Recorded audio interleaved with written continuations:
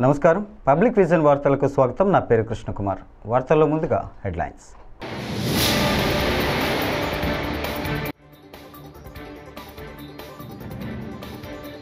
రాష్ట్ర సచివాలయంలో అగ్ని ప్రమాద స్థలాన్ని పరిశీలించిన సీఎం చంద్రబాబు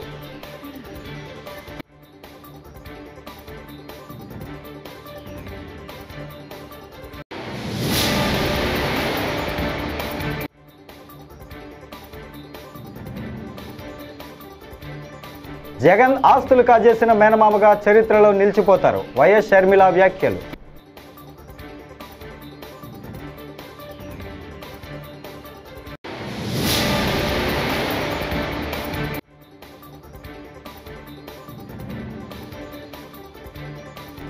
మంగళగిరి అభివృద్ధికి మంత్రి నారా లోకేష్ కీలక నిర్ణయం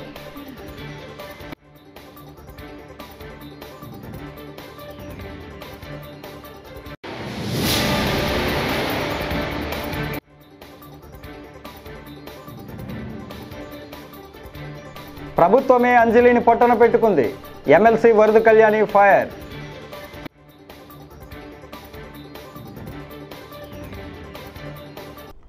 ఇక డీటెయిల్స్ చూస్తే ఏపీ సచివాలయంలో అగ్ని ప్రమాదం జరిగిన ప్రదేశాన్ని సీఎం చంద్రబాబు పరిశీలించారు. రెండో బ్లాక్లో యూపీఎస్ బ్యాటరీ రూమ్ వద్ద శుక్రవారం ఉదయం ఈ ఘటన జరిగిన సంగతి తెలిసిందే. ప్రమాదం జరిగిన తీరుపై అధికారులను సీఎం వివరాలు అడిగి తెలుసుకున్నారు. దీనిపై పూర్తి స్థాయిలో విచారణ చేపట్టాలని ఆదేశించారు. దర్యాప్తు కొనసాగిస్తున్నట్లు అధికారులు సీఎం చంద్రబాబుకు తెలియజేశారు.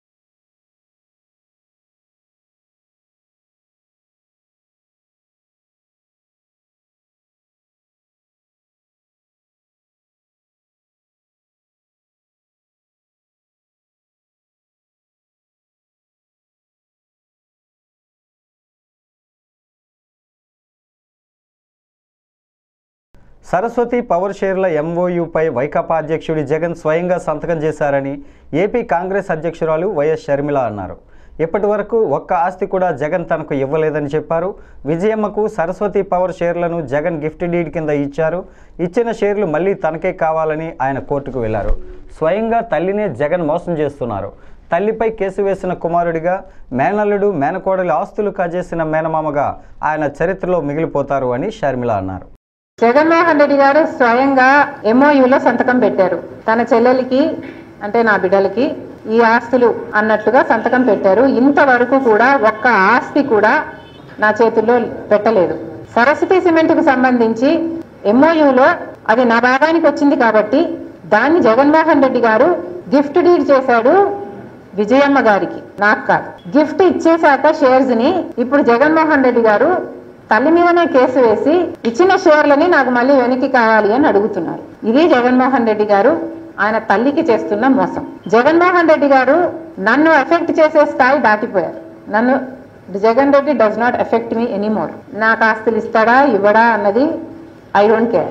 కాకపోతే జగన్మోహన్ రెడ్డి గారు తల్లి మీద కేసు వేసిన వాడిగా మిగిలిపోతాడు. నా బిడ్డలకి, సొంత మేనల్లుడికి, సొంత మేనకోడలికి ద్రోహం చేసి వాళ్ళ ఆస్తులు ఆక్కున్నవాడిగా మిగిలిపోతాడు. సొంత మేనల్లుడు మేనకోడల ఆస్తి కాజేయటానికి సుబ్బారెడ్డి లాంటి వాళ్ళ చేత ఎన్నైనా అబద్ధాలు చెప్పిస్తారు. సాయిరెడ్డి లాంటి వాళ్ళ చేత కూర్చోబెట్టుకుని ట్యూషన్ ఇచ్చి డిక్టేట్ చేసి మరి ఎన్నైనా అబద్ధాలు చెప్పిస్తారు. ఇక జగన్ రెడ్డికి క్రెడిబిలిటీ ఉందో లేదో వైసీపీ వాళ్ళ ఆలోచన.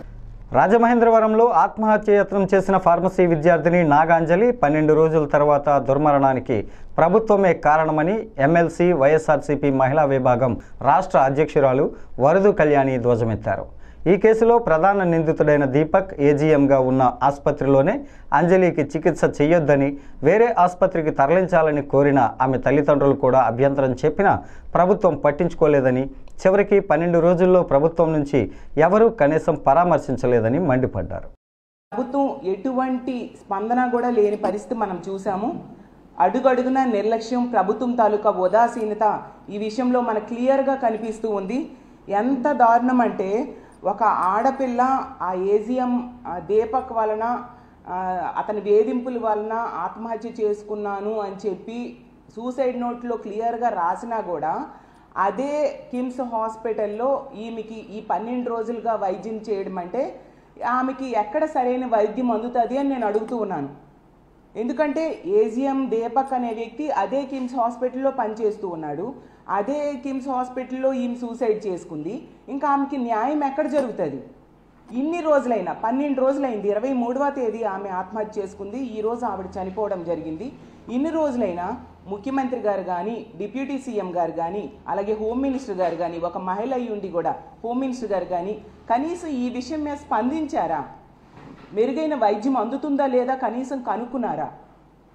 ఎటువంటి స్పందన లేదు. అడుగడుగున నిర్లక్ష్యం. ఎంతగా వీళ్ళకి మహిళల పట్ల చులకన భావం ఉంది అనేది అర్థమవుతుంది.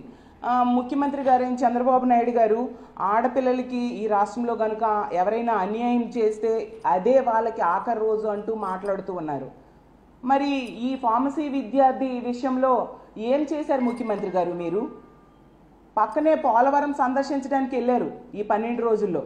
మరి ఈ అమ్మాయిని చూడడానికి వెళ్ళడం కానీ, కుటుంబానికి ధైర్యం చెప్పడం కానీ ఎందుకు మీరు చేయలేదు? అలాగే డిప్యూటీ సీఎం గారైన పవన్ కళ్యాణ్ గారు అయితే ఆడపిల్లలకి అన్యాయం జరిగితే తాట తీస్తానని చెప్పారు. మరి పక్క జిల్లాయే కదా మీది, మీ నియోజకవర్గం. మరి రాజమండ్రిలో ఈ అమ్మాయికి ఎంత అన్యాయం జరిగితే ఆమె లెటర్లో ఎంత దారుణంగా అతను వేధించాడు అనేది అంత చక్కగా ఆమె రాసిపెట్టి చనిపోతే మరి మీరు ఎక్కడ ఆ దీపక్ తాట తీశారు? కనీసం ఆ కుటుంబానికి పరామర్శ చేయడానికైనా వెళ్ళారా మీరు? అంటే మాటలకైనా చేతలకి మీ మాటలు పనిచేయవా? అలాగే హోమ్ మినిస్టర్ గారు ఆవిడైతే ఈ కూటమి ప్రభుత్వం అధికారంలోకి వచ్చింది, ఈ రాష్ట్రంలో ఉన్న ఆడపిల్లలందరూ ప్రశాంతంగా నిద్రపోవచ్చనే స్టేట్మెంట్స్ ఇచ్చారు. అలాంటి వ్యక్తి పక్క జిల్లాయే కదా. మరి ఈమె ఈ సూసైడ్ చేసుకొని 12 రోజులైంది, హాస్పిటల్లో వైద్యం అందుతుంది. కనీసం దీని మీద వెళ్ళి ఆ కుటుంబానికి పరామర్శించడం, ఆ అమ్మాయికి మెరుగైన వైద్యం కోసం ఎటువంటి ఆదేశాలు ఇవ్వడమైనా మీరు చేశారా? అసలు ఈ రాష్ట్రంలో ఆడపిల్లలు ఈ కూటమి ప్రభుత్వం అధికారంలోకి వచ్చే ప్రశాంతంగా నిద్రపోతున్నారా అని నేను అడుగుతూ ఉన్నాను. మంగళగిరి నియోజకవర్గం ఉండవల్లిలో మన ఇల్లు మన లోకేష్ కార్యక్రమం చేపట్టారు. రెండో రోజు శాశ్వత ఇంటి పట్టాలను విద్యా, ఐటీ, ఎలక్ట్రానిక్స్ శాఖల మంత్రి నారా లోకేష్ అందజేశారు. ఇవాళ నుంచి 12వ తేదీ వరకు నియోజకవర్గంలో మన ఇల్లు మన లోకేష్ కార్యక్రమం జరగనుంది. పేదలకు స్వయంగా శాశ్వత ఇంటి పట్టాలను మంత్రి నారా లోకేష్ పంపిణీ చేస్తున్నారు.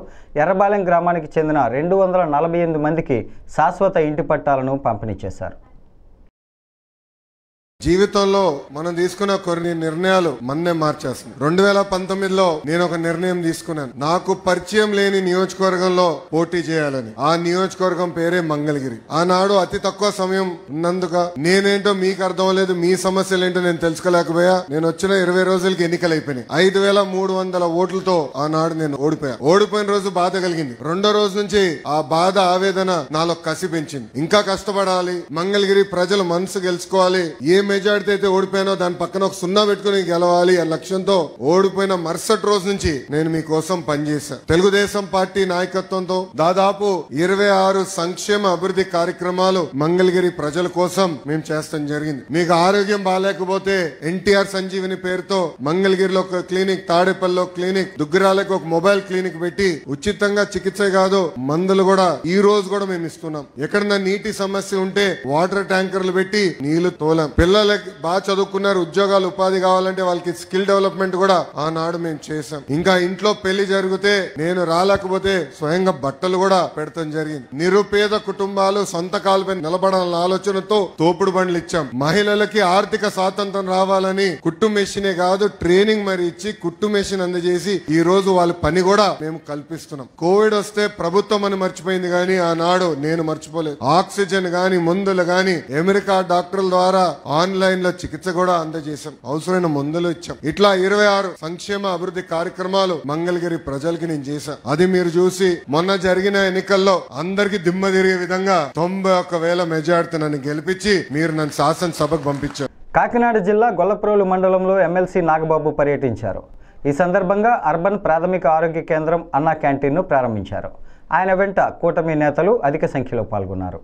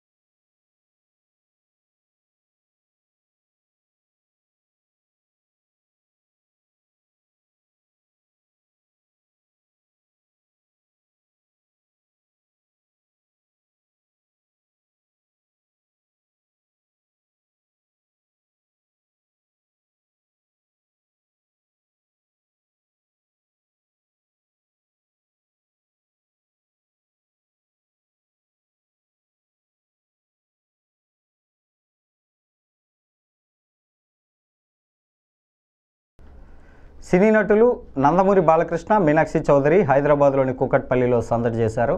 కేపీహెచ్బీ కాలనీలో నూతనంగా ఏర్పాటు చేసిన ఓ షాపింగ్ మాల్ ప్రారంభోత్సవ కార్యక్రమంలో వారు పాల్గొన్నారు. అనంతరం మీడియాతో మాట్లాడుతూ సరదా వ్యాఖ్యలు చేశారు బాలకృష్ణ. సినిమాల్లో ట్రెండ్ సెట్ చేయాలన్నా దాన్ని తిరగరాయాలన్నా నందమూరి వాళ్ళేనని వ్యాఖ్యానించారు. మీనాక్షికి హిందీ కవిత చెప్పి అలరించారు.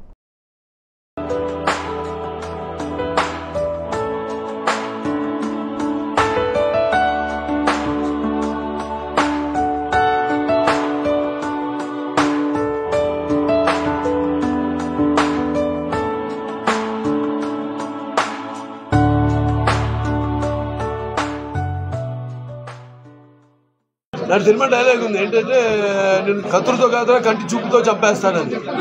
ఇక్కడేమో ఏ చీర విడేసుకున్నా చీరకి అంత వస్తుంది. ఇక్కడ మన మీనాక్షి చౌదరి గారు వాళ్ళు ఏం చేసినా ఒక ప్రత్యేకత ఉంటుంది. అలాగే నేను ఏం చేసినా ఒక ప్రత్యేకత ఉంటుంది. అలాగే ఈవిడ ఏం చేసినా ఒక ప్రత్యేకత ఉంటుంది. సినిమాకి ఆవిడ పాత్రలు అంటే ఇవాళ యాక్చువల్గా షూటింగ్ ఉండిందంటే నిన్న అయిపోవాల్సింది. హిందీలో ఉంటారు, ఇవిడికి అర్థమయ్యేటట్టు ఈవిడ అంటారు మొత్తానికి. ఊరికన్నా ఈవిడ పూర్తి పడిపడి ఇది కాదు, జగమువా పూర్తి పడిపడి జగమువా పండిత్ భయాన పోయి ढाई अक्षर प्रेम का पढ़े सो पंडित हुई.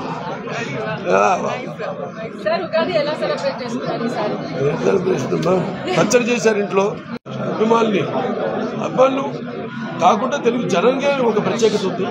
ఇటువంటి మేము చేసిన ప్రయోగాలు ఆదిత్య G6 చేశాం, భైరదీపం చేశాను. అలాగే రకరకాల జోనర్స్. ఎవడన్నా నన్ను అనుకరించాల్సిందే తప్ప ట్రెండ్ సృష్టించాలంటే అది మా నందమూరి వాళ్ళే. చరిత్ర సృష్టించాలని మేమే, దాన్ని తిరిగి రాయాలన్నా మేమే. మంత్రి నారా లోకేష్ అధికార గర్వంతో పిచ్చి ప్రలాపనలు చేస్తున్నారని మాజీ మంత్రి వైఎస్ఆర్సీపీ గుంటూరు జిల్లా అధ్యక్షుడు అంబటి రాంబాబు తీవ్రస్థాయిలో మండిపడ్డారు. గుంటూరు క్యాంప్ కార్యాలయంలో గురువారం మీడియాతో మాట్లాడుతూ వాపును చూసి తన బలుపుగా నారా లోకేష్ భ్రమపడుతున్నాడని ఆగ్రహం వ్యక్తం చేశారు. ప్రజాదరణ ఉన్న వైఎస్ జగన్ను విమర్శించే అర్హత లోకేష్కు లేదని అన్నారు. Same dialogue. ఒకడు చేరు కొట్టుకున్నాడు, ఒకడేమో గుండెపోటు వచ్చిందని. వాళ్ళు ఆపదలో ఉన్నారు. ఒకరు బాత్రూంలో పడి చెయ్యి ఇరిగిపోయింది అనుకోండి, ఒక ఆయనకేమో నిజంగానే గుండెపోటు వచ్చింది, ఆపరేషన్ కూడా చేయించారు. ఈ రెడ్ బుక్ చూసి వచ్చిందంట. ఇవాళ రాష్ట్రంలో ఉండి కింద పడిపోయిన వాళ్ళు లేదా గుండెపోటు వచ్చిన వాళ్ళు నీ రెడ్ బుక్ చూసి వచ్చినట్ట? నాకు అర్థం కాలేదు. నాకు అర్థం కాక అడుగుతా ఉన్నా, ఏం మాటలు అవి? దాన్నే ఒళ్ళు బలిసిన మాటలు అంటున్నాను నేను. ఇక్కడ ఒళ్ళు బలిసి మాట్లాడుతున్నారు మీరు. నారా లోకేష్ గారు కాస్త తగ్గించుకోండి. ఇది సరైనటువంటి విధానం కాదు. ఒక మానవీయ కోణం లేకోకుండా మీరు మాట్లాడుతున్నారు. ఆసుపత్రుల్లో ఉండి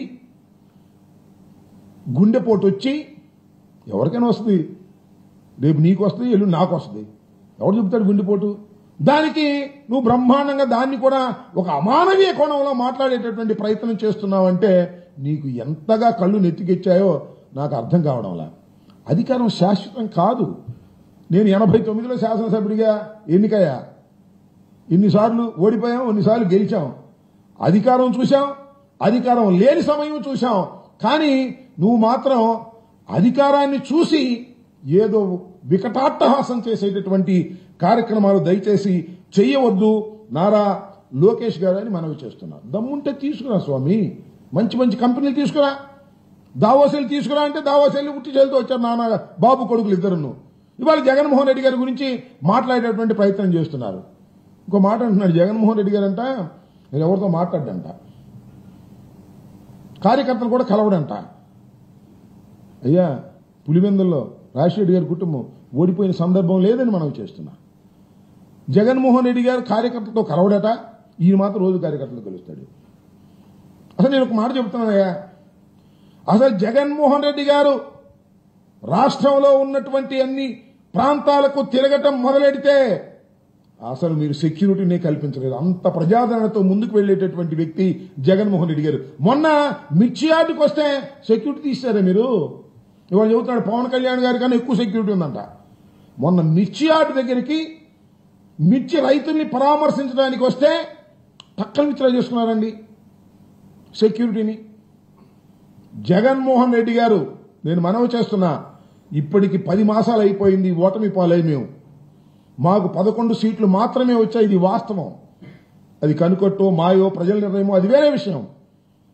ప్రజల్లోకి వెళ్లడం మొదలెడితే జగన్మోహన్ రెడ్డి గారు మీరు చేస్తున్నటువంటి దుర్మార్గాలు, అన్యాయాలు, అక్రమాల వల్ల ఏ విధమైన ప్రజాదరణ పెరుగుతుందో ఒకసారి చూడండి. ఏపీ సచివాలయంలో అగ్ని ప్రమాదం జరిగింది. 2వ బ్లాక్లో బ్యాటరీలు ఉంచే ప్రాంతంలో ఈ ఘటన జరిగింది. ప్రమాదాన్ని గుర్తించిన వెంటనే ఎస్పీఎఫ్ సిబ్బంది వెంటనే అగ్నిమాపక సిబ్బందికి సమాచారం ఇచ్చారు.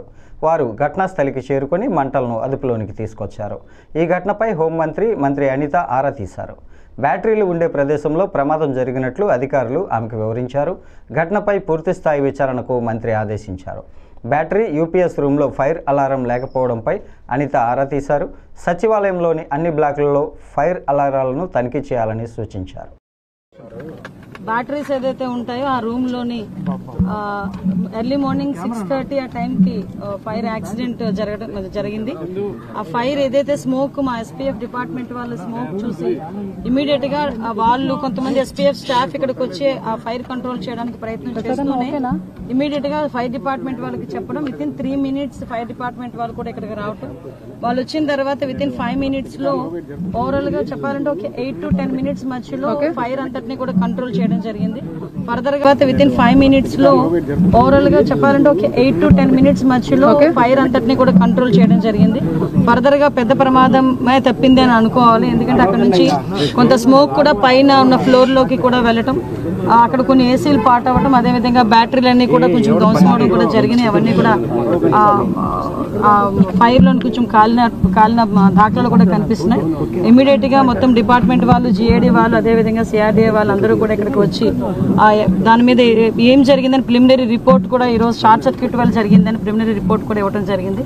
అయినప్పటికీ కూడా ఇది పోలీస్ డిపార్ట్మెంట్ వాళ్ళకు కూడా అప్పచెప్పి డిపార్ట్మెంట్ వైజ్ గా కూడా దీని మీద క్లియర్ కట్ ఎంక్వైరీ చేయిస్తున్నాం. ఏదైనా ఇది యాక్సిడెంటా, ఇంటెన్షనల్ గా ఏదైనా జరిగిందా అన్న కోణంలోని కూడా దేన్ని కూడా చులకనగా తీసుకుని మన లైట్ గా తీసుకుని పక్కన పెట్టట్లా ఇమీడియట్ గా దాని మీద ప్రతి ఒక్క విషయంలోని కూడా కూలంకషంగా ఎంక్వైరీ చేసి రిపోర్ట్ ఇవ్వమని కూడా చెప్తున్నాం. ఇప్పుడు ఫోరెన్సిక్ డిపార్ట్మెంట్ వాళ్ళు కూడా ఇప్పుడు వస్తున్నారు. ఫోరెన్సిక్ వాళ్ళు ఇచ్చిన రిపోర్టు, అదేవిధంగా పోలీస్ డిపార్ట్మెంట్ వాళ్ళు ఇచ్చిన రిపోర్టు బేస్ చేసుకుని దాని మీద ఫర్దర్ గా చర్యలు అనేది తీసుకుంటాం. ఫర్దర్ గా ఇటువంటి ప్రాబ్లం రాకుండా ఇప్పుడే మేము జేడీ వాళ్ళతో కూడా మాట్లాడడం జరిగింది. ఇమీడియట్ గా ఫైర్ ఆడిట్ కూడా మేము చేస్తాం. సెక్రటేరియట్ మొత్తం కూడా ఫైర్ ఆడిట్ చేసి ఎక్కడెక్కడ మనకి ప్రికాషనరీ ఏంటేంటి ఉన్నాయి, అలారమింగ్ సిస్టమ్స్ ఎక్కడ ఉన్నాయి, ఎక్కడ పనిచేస్తున్నాయి, ఎక్కడ పనిచేయట్లేదు, ఇమీడియట్ గా రిపోర్ట్ కూడా మేము తెప్పించుకొని ఎక్కడ కూడా ఫర్దర్ గా కూడా ఎటువంటి యాక్సిడెంట్లు జరగకుండా ఉండే బాధ్యత కూడా మేము తీసుకుంటాం. కోట్లాది మంది అభిమానుల గుండెల్లో నిలిచిపోయిన వైఎస్ జగన్మోహన్ రెడ్డి గురించి మాట్లాడే అర్హత టీడీపీ ఎమ్మెల్యే పరిటాల సునీతకు లేదని రాప్తాడు మాజీ ఎమ్మెల్యే తోపుదుర్తి ప్రకాష్ రెడ్డి అన్నారు. హత్య రాజకీయాలతో వేల కోట్ల రూపాయలు వెనకేసుకున్న పరిటాల కుటుంబం నేర చరిత్ర నుంచి ప్రజల దృష్టి మళ్లించేందుకు సునీత అర్థం లేని ఆరోపణలు చేస్తున్నారని ఆగ్రహం వ్యక్తం చేశారు. ప్రజలు నిర్ణయించినారు. కానీ నువ్వు ఇంకా నీ మాటలు ఏదో ప్రజలు నమ్ముతారనో లేదంటే మీడియా నమ్ముతారనో లేదా ప్రతిపక్షం నమ్ముతాదనో భావిస్తాను. నీ కుమారులు వారి ప్రోత్సాహము, నీ తమ్ముళ్ళ ప్రమేయము, వారి కుమారుల ప్రమేయము, వీటన్నిటి వల్లనే లింగమయ్య అనే వ్యక్తి హత్య గావించబడ్డాడు. ఈ వాస్తవాలు ప్రజలకు తెలుసు. నీ యొక్క నేరము ప్రజల దృష్టిలో నాటుకుపోయింది. మీ కుటుంబపు నేర ప్రవృత్తి గురించి రాష్ట్రమంతా తెలుసు. నీ భర్త 100 కూనీలు చేయించినాడనేది రాష్ట్రమంతా తెలుసు. నువ్వు రాజకీయాల్లోకి వచ్చినాక, నీ భర్త చనిపోయినాక నువ్వు రాజకీయాల్లోకి వచ్చినాక ఈ రోజుతో నువ్వు కూడా దాదాపుగా ఒక 10 మందిని చంపించిన దాంట్లో నేరుగానో లేదా ఇండైరెక్ట్గానో డైరెక్ట్గానో నీ పాత్ర కూడా ఉన్నట్లుగా జిల్లా ప్రజలకు స్పష్టమవుతుంది. ఆ హత్యల గురించి మళ్ళీ నేను చెప్పాల్సిన అవసరం లేదు, జిల్లా ప్రజలందరికీ తెలుసు. మరి ఈరోజు నువ్వు మాట్లాడుతూ ఉన్నావు, ప్రెస్ మీట్ పెట్టి మాట్లాడుతూ ఉన్నావు. 100 హత్యలు చేసినటువంటి పరిటాల రవి ఏ విధంగా ఆ హత్య కేసుల నుంచి తప్పించుకోగలిగాడో దాని వెనక ఉన్న మతలబ్ ఏంటి? మరి పరిటాల రవిని చంపించింది జగన్మోహన్ రెడ్డి అని నువ్వు మాట్లాడుతున్నావు. ఆ రోజు రాజశేఖర రెడ్డి గారు ముఖ్యమంత్రిగా ఉండగా సొంత కుమారుడి మీద సిబిఐ ఎంక్వైరీ వేయించారు. సిబిఐ వారు నిర్ధారించిన తర్వాత, జగన్మోహన్ రెడ్డి గారి ప్రమేయం లేదనేసి నిర్ధారించిన తర్వాత ఆ కేసు విచారణ జరిగింది, దోషులకు శిక్ష పడింది. నీవు ఎప్పుడైతే దొంగగా ప్రజల ముందర నిలబడతావో, దోషిగా ప్రజల ముందర నిలబడతావో, ఆ నిలబడిన ప్రతిసారి జగన్మోహన్ రెడ్డి గారిని తిట్టడము, జగన్మోహన్ రెడ్డి గారికి అనేక నేరాలను ఆపాదించడము, అంటే నీ నేరాలకు ముసుగు కప్పుకునేటువంటి ప్రయత్నం చేస్తున్నావు. ఆ రోజుల్లో జేసీ దివాకర్ రెడ్డి నా భర్తను చంపించినాడని కూడా నువ్వు మాట్లాడినావు, గగ్గోలు పెట్టినావు. జేసీ కుటుంబము మీ పార్టీలోకి రాకుండా కూడా చాలా డ్రామాలు చేసినావు. మరి ఈరోజు పరిస్థితి ఏంది? జేసీ ప్రభాకర్ రెడ్డి నీ కొడుకు ఏడ చూసినా కనపడితే కరుచుకుంటున్నారు. మరి ప్రజలు పిచ్చోళ్ళ? మరి మీ పార్టీ కార్యకర్తలు పిచ్చోళ్ళ? ఇక డీటెయిల్స్ చూస్తే, రోజుల తరబడి మృత్యువుతో పోరాడిన ఫార్మసిస్ట్ నాగాంజలి 23 ఏండ్లు శుక్రవారం తెల్లవారుజామున మృతి చెందింది. కిమ్స్ బొలినేని ఆసుపత్రి ఏజీఎం దీపక్ లైంగిక వేధింపులు తాళలేక ఆత్మహత్య యత్నానికి పాల్పడిన ఆమె 23వ తేదీ నుంచి కిమ్స్ బొలినేని ఆసుపత్రిలో చికిత్స పొందుతున్న విషయం తెలిసిందే.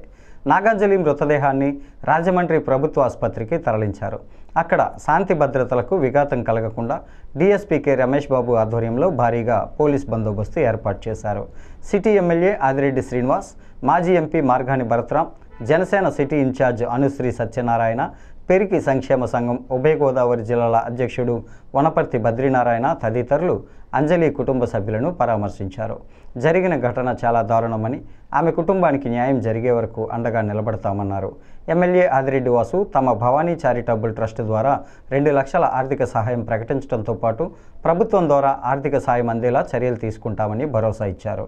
మాజీ ఎంపీ మార్గాని మాట్లాడుతూ ఆ కుటుంబానికి ఆసుపత్రి యాజమాన్యం నుంచి ఆర్థిక సాయం అందేలా చేయాలని, దీపక్కు కఠిన శిక్ష వేయాలని డిమాండ్ చేశారు.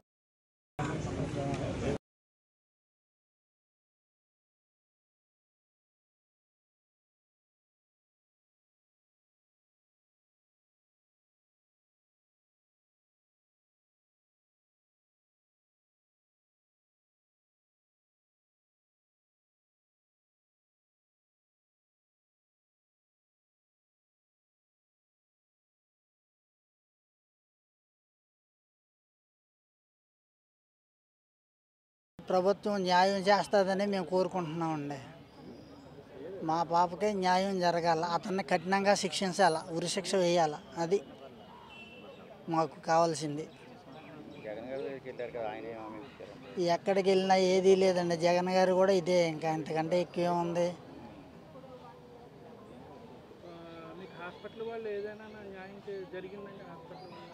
హాస్పిటల్ వాళ్ళు యాజమాన్యం మాకు ఏం చేస్తారో అనేది మాకు ఇంకా పూర్తిగా ఏది లేదండి. ఇంకా మా పెద్దలు మరి ఏం నిర్ణయించుకుంటారో తెలియదు మాకు. ఈరోజు ఏదైతే మా పెరుగు కులం ఉందో బీసీ కులాల్లో చీకటితనంగా అనుకోవాలండి. అంటే ఈ రోజుల్లో ఆడపిల్లల్ని కష్టపడి వాళ్ళకున్న ఆస్తులను నమ్మి కాలేజీల్లో జాయిన్ చేస్తే ఎవడో ఈ ముద్దాయి ఎవడైతే ఉన్నాడో దీపక్ అనే ఇలాంటి వాళ్ళు ఆడపిల్లల్ని లోపరుచుకొని మభ్యపెట్టి ఈ రకంగా చేయడం అనేది నాగరిక ప్రపంచంలో ఉండని మేము ఖండిస్తున్నామండి. కానీ మేమందరం ఒకటే అనుకుంటున్నాం, ఆడికి ఎట్టి పరిస్థితుల్లో కూడా మరణశిక్ష పడాలి. అటువంటి వ్యక్తికి పడితే మిగతా వాళ్ళు కూడా ఇటువంటి సంఘటనలు జరగకుండా ఉంటాయి సమాజంలో. అంతేకాకుండా గీది కూడా మేము మొదటి నుంచి ఏం చెప్తున్నామంటే ఈ విషయాలను ఎప్పుడు కూడా ఇది ఒక కుటుంబానికి సంబంధించిన విషయం.